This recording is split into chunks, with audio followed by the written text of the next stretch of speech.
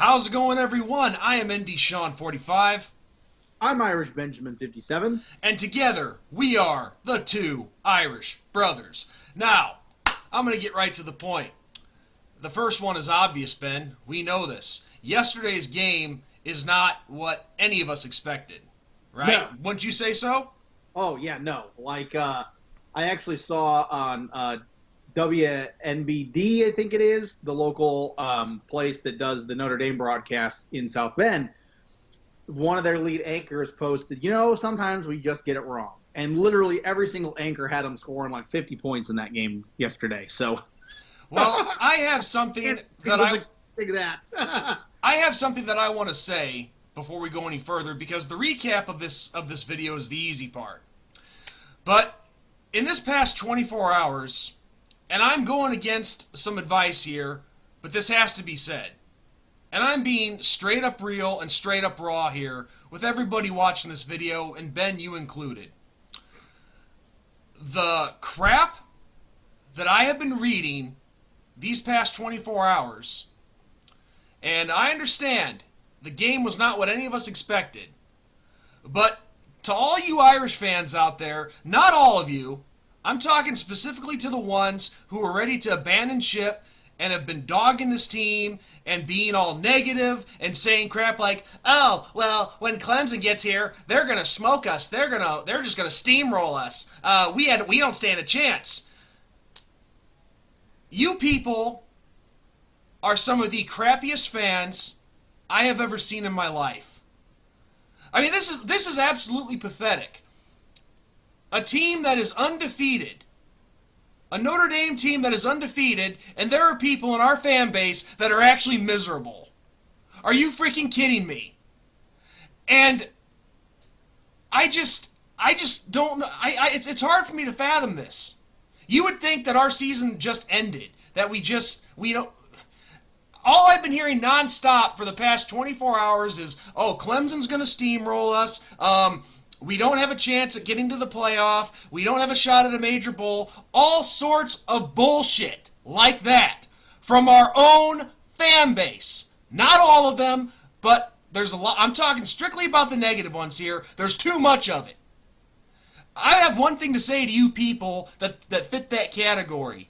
If you're just going to be like Randy Quaid's character from Major League 2 and just be all negative and say, oh, the Irish don't have a chance against Clemson, they don't have a chance to go to the playoff, win a national championship, stop watching the team right now. Stop supporting them. Either that or quit your bitching and realize that not every game is going to go the way that you want it to go. I am sick to death of this crap. And quite frankly, people like Ben and I who are true fans, who've backed this team through thick and thin, and we'll talk about the problems. We're not ignoring that. But people like you guys, we don't want in this fan base. So please, do the Notre Dame fan base a favor and go the hell away. We don't want you here. And I'll just say this. You want to hate me? Go right ahead and hate me. But I stick with my team all the way. I mean, it's an absolute joke that people are actually unhappy, and the Irish are sitting at 4-0 right now. So, some of you will probably say as well, oh, well, we have an opinion, Sean. We're entitled to an opinion. We can have our own opinion. Yeah, well, you know what? Your opinion freaking sucks. Your opinion is lousy, it's crap, it's garbage, so you can just go to hell with your opinion. So, either you back this team 100% or get the hell off the bus. So, you people are the absolute disgrace to this fan base, and I am not sorry for one damn word that I'm saying right now because I'm sick of it. So, yeah, 4 minutes in, and that's my rant. So, Ben, I guess we can get to business now. Yeah, it's it's an odd year, and that's how I'll start off my thoughts on this game. But we survived, and I saw somebody, I don't know who it is, because I'd love to give them credit, but they're right. In Past years, this is a game that we would have lost. And I agree. I do agree. Yeah. I agree with that. And it had me on the edge of my seat. I'm not going to lie. But we survived. And I saw somebody else, which I love to give credit to too, say that every championship team has close games, and they're right. And they were right, and I agreed with them, and I do agree. If you look at every championship team the last 2 decades, there is at least one game that came down to not maybe the final play, but the final drive or final couple minutes. Yeah. And I agree with that. When the, I guess, quote-unquote dynasty of Alabama started back up, they had to block a field goal against unranked Tennessee to win the game. And Big Vol Daddy would probably hate me talking about that, but... Well, it's a prime example. And that's a prime example. And that was an unranked team. That wasn't a team that should have been in the ring with them, going blow to blow. So... The fact is, though, these things happen. You get these kind of games when you least expect it. No, I did not expect a 12-7 close game yesterday, but that's what happened. But the fact is, we still came out of there with the W. I mean, sure, fine. Let's point out the mistakes, what we could have done better, which we're gonna do. But to just completely abandon ship like a lot of people in our fan base are doing is just absolutely pathetic. Oh yeah. Yeah, and the sad thing is it's not even just our fan base. That's the thing that's even funnier is I've seen it. I remember when Auburn beat Alabama in the Iron Bowl on that last second kick return, the missed field goal that Alabama did. There were pictures the next day of people throwing away Alabama clothing. I mean, it's in every fan base. And it's unbelievable because these teams, I wouldn't say that Notre Dame's on the same level currently as Alabama. I think that Notre Dame's trying to get to that. We still have that hump to get over. But yeah, I mean, in an elite program fan base, it's everywhere. But it's the fact that we're undefeated right now. Yeah, it's absolutely ridiculous. And it's one of those that I brought this up, and I'm going to bring it up now because we're talking about this recap. Notre Dame currently, and it's going to change starting next week, but Notre Dame currently is the only third Power 5 team that is undefeated currently. Notre Dame, Clemson, Alabama. Only 3 Power 5 schools left that are undefeated. Could have been 4 if North Carolina's receivers would have held onto the ball last night. So what does that show you this year? It shows you that everybody is vulnerable. And, I had somebody comment at me, well, was Clemson vulnerable yet? And I said yes. If you watch the Miami game against Clemson won the game, hands down, But Miami had opportunities to put Clemson out of business, and they didn't get it done. So, to me, that showed that, Clemson was vulnerable. Alabama last week giving up 48 points to Ole Miss, that's vulnerable. Now, Alabama righted the ship this week and took care of business in a big way against Georgia, and I'll give them credit for that. But they've shown vulnerability too. So, you want to say that, Notre Dame didn't look great. I mean, I agree. Notre Dame didn't look great yesterday. It makes me nervous for this upcoming week in Notre Dame's first road game that's coming. Yeah. So let's start breaking this game down. Aside from the overall lackluster performance, let's take a look at the good things that did happen because there were plenty of good things. First off, the running game. Kieran Williams, another phenomenal day on the ground. What? Tyree had some good holes and runs yesterday, and he's the future. Well, both those guys are the future. Yeah. So that's our 2 next big superstars in the making. So yeah. Let's look at another positive. The defense stood their ground. I mean, they actually did better. I mean, yeah, I projected a 40 to 45 to 20 score, I believe. Well, the fact that they held Louisville to 7 points, Mm-hmm. which 13 less than what I projected them to score, that's Yep. a pretty good day for the defense. They stepped Yep. it up and they made some plays when they had to. Yeah, I do believe I gave them 17 in my score prediction. So yeah, that's 10 less than what I predicted. You Yeah, know, so yeah, no, the defense has gotten their legs underneath them. We were kind of nervous in the beginning of the season with how the defense showed against Duke, and the defense has really turned it around. So that's the bright spot. Um, so can't complain there. And any time that you can hold your opponent under 10 points, yeah, you're gonna absolutely. you're gonna win most of your games if you're holding your opponent under 10 points. I mean, so I think, if I'm not mistaken, I think the only team that we've given up a decent amount of points with was first game against Duke, and everybody else Yeah, we haven't really given them much ground at all. So well, let's see. Duke put up what 14 on us. Florida State, they got double digits on us. yep.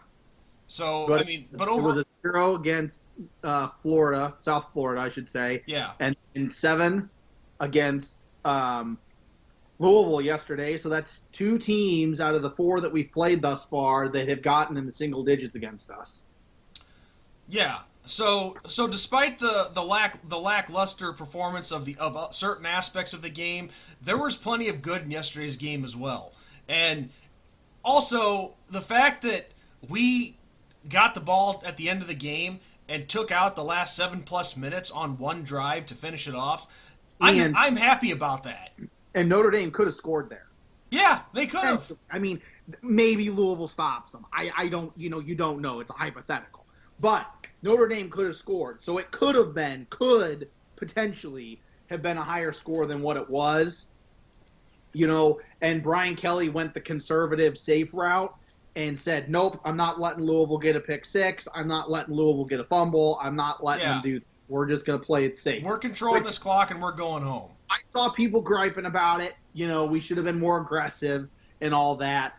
But you know what? I was okay with it. Survive, get to the next week. Even if you drop a little bit in the polls, screw it. Which we didn't. Yeah, well, we dropped in the polls today. We're still at number 3. Are we? Yeah, we're at number 3. I didn't see that. Anyway, let's talk now. Let's just address the elephant in the room. Let's talk about the things that need to be corrected. Which myself personally, they should have been corrected by now. But like I said to start the video, I mean, you're going to have these kind of games from time to time. But a couple things that are still being done that are just driving me crazy is Ian Book. He's still trying to do way too much. I mean, he keeps which I'm not. I admire him trying to make something out of nothing. I admire any quarterback for doing that. But if it's not there, just throw the ball away, Ian. That's all I can say. Yep. Because he took a couple of sacks yesterday that he really didn't need to. He keeps trying to do too much. If it's not there, just throw the ball away and move on to the next play. Yep. Another thing that really had me concerned yesterday was some coaching decisions. And I actually texted you about this before the first half ended. But right before the first half, on a 4th and 9, I don't know why Brian Kelly just doesn't take the 3 points. I mean, the kind of game that was turning into, you take the points. Yeah. Now, but instead he goes for a fake field goal on a 4th and 9. Now I can understand it if it was like a 4th and 2 or a 4th and 3, and you're trying to make an impact there and be aggressive like you mentioned just a few seconds ago. That I understand, but not on 4th and 9. Right. And look what ended up happening after that. We don't get it. Louisville, yeah, they get it. They get the ball deep in their own territory, and we're thinking, okay, we're safe, we're fine, we're good. We get a stop. Kelly calls a timeout. Not a smart move right there. Granted, I'll give him this. He had the confidence in his defense to make a stop. But at that point in the game, you just missed on a fake field goal. Just get the hell out of the half. And what happens next? Big play. Another decent play after that gets Louisville to field goal range. And now I know why they call football a game of inches. They get a chance at a field goal right before the half. Yep. Thankfully, it was like a foot short or whatever. It was, Yeah. but it was still close though. Yep. Think if they hit that field goal and it's a 6-3 game at half. Well, it kind of becomes a different ball game at that point. So there's so Yep. many what ifs that didn't need to happen. That didn't even Yep. need to be thought of yesterday, but they Yep. were. Yeah. And so that series of events right before halftime could have really killed us. Thankfully, it didn't. But those Yeah. are coaching decisions that Brian Kelly, I think, and I'm not trying to be an armchair quarterback here, but it doesn't take a genius to see that you don't make those kind of decisions. You got to change that up in the future, or else it will hurt us down the road against the bigger opponents. Yeah. Oh yeah. Yeah. No, there's I saw people, blaming this player or that player for what went down yesterday. The offense as a whole did not look good. Okay? I mean, the offense as a whole. Offensive line didn't look great to me. Yeah. The wide receiving core did nothing yesterday. Passing game was way off. Passing game was lackluster. Mayer was really the only bright spot of the passing offense when he went human joystick and caught that pass and leapfrogged a guy and then stiff-armed another for a first down. So Ian Book continued to drive me absolutely up the wall with his, lack of reading the defense and lack of, seeing receivers that were open. There were drop passes galore in our passing game. There was a missed opportunity in the end zone when the guy didn't get a foot down. In college, you only need 1 foot down, and there's even a Notre Dame blog that's called 1 foot down, for that reason. Yeah. So, I mean, that was 7 points right there that was off the board. A two-point conversion on the Ian Book touchdown run that we did not need to go for. Literally 12 points that we could have had in that game that we didn't get. The touchdown that they missed, the field goal that they missed, and then the 2-point conversion that they went for instead of going for one. Yeah, that's a lot of points off the board that Notre Dame could have had. So, I mean, you can put blame on Ian Book, you can put blame on Brian Kelly, but the offense as a whole needs to be looking at themselves and saying, look, we didn't do enough. And the defense kept them in that game. The defense made Notre Dame win that game, not the offense. Yeah. And we're talking about flaws right now, but we're not abandoning the team.